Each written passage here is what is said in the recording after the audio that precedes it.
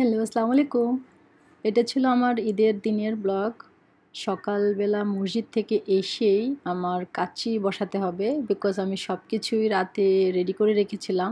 সে আগের ব্লগটি যারা দেখেছেন তারা দেখেছেন আমি ভোর 4টা পর্যন্ত আমার রান্নাবান্না সব প্রিপেয়ার করে আর কাচ্চি বিরিয়ানির এই সব কিছু রেডি করে তারপর আমি ঘুমিয়েছি 1 ঘন্টার জন্য। সো আবার ফজরে নামাজ, তারপরে বাচ্চাদের উঠিয়ে রেডি করানো, আর আমাদের জামাত শুরু হয়েছে, ফার্স্ট জামাত 9টায়। সো আমাদেরকে জামাত অ্যাটেন্ড করতে হয়েছে বাচ্চাদেরকে নিয়ে, আলহামদুলিল্লাহ। তো কাচ্চি বিরিয়ানিটা আমার এখানে এই বড় পটটাতে আমার অ্যাটলিস্ট 50 জন খেতে পারে। তো আলহামদুলিল্লাহ সব রাতে রেডি করে রাখাতে আমার সকালবেলা আমার কাজটা সহজ হয়। আগে আরও ভালো ছিল। আগে কি করতাম, নামাজে যাওয়ার আগে আমি কাচ্চিটা আমার ওভেনে বসিয়ে দিয়ে তারপর নামাজে চলে যেতাম, আর যখন বাসায় আসতাম তখন আমার কাচ্চি বিরিয়ানি হয়ে যেত। সেটা আম্মুর বাসায় করতাম। বাট এখন এখান থেকে দূরে, সো বাসার সেফটি মনে করে ওভেন এত ঘন্টা, বিকজ 3 to 4 আওয়ার্স এটা ওভেনে বেক করতে হবে। সো আলহামদুলিল্লাহ। আর এত বড় পাতিলটা আমি একাই উঠাই, বাট আজকে আমার হাজব্যান্ডের হেল্প নেব। সো আলহামদুলিল্লাহ এই পাতিলটা শুধু পুরোটাই ওভেনে চলে যায় আর কিছুই হয় না। এত বড় পাতিল পুরো ওভেনটা কভার করে ফেলে।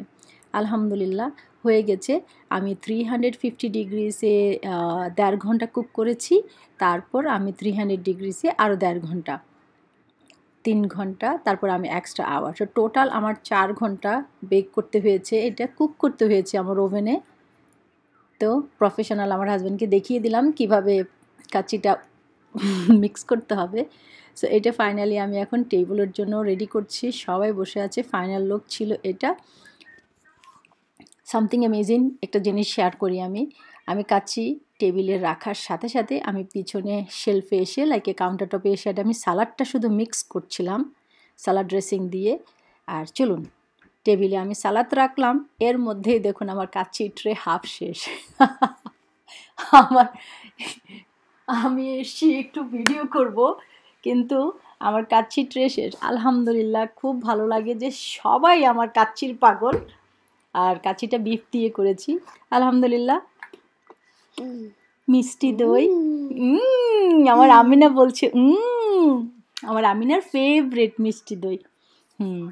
তারপর আমি বাচ্চাদের জন্য ছোট ছোট মিনি পিৎজা করে দিয়েছি। এটাও আমি বিফ কিমা দিয়ে করেছি। এই যে, তো বাচ্চাদের জন্য আমি বেশ কিছু আয়োজন করেছি, আর একা একা তো অনেক কষ্ট হয়েছে, তারপরেও কষ্ট সার্থক আলহামদুলিল্লাহ। আমি গোলাপ জামুন করেছিলাম, এখানে পিৎজা ছিল, মিষ্টি দই আমি 2 হাঁড়ি করেছি, এখানে বাচ্চাদের জন্য আমি লিচি ড্রিঙ্কস রেখেছি, সাথে ছিল হালিম, ইয়েস মাম্মা, আর ফেভারিট ছিল চটপটি। এবার চটপটিটা করেছিলাম। এই যে চটপটির ফাইনাল লুক হলো এইরকম। উফ, কারো মুখে পানি চলে আসলে সরি অ্যাবাউট দ্যাট। আসলে চটপটিটা অনেক মজা হয়েছিল।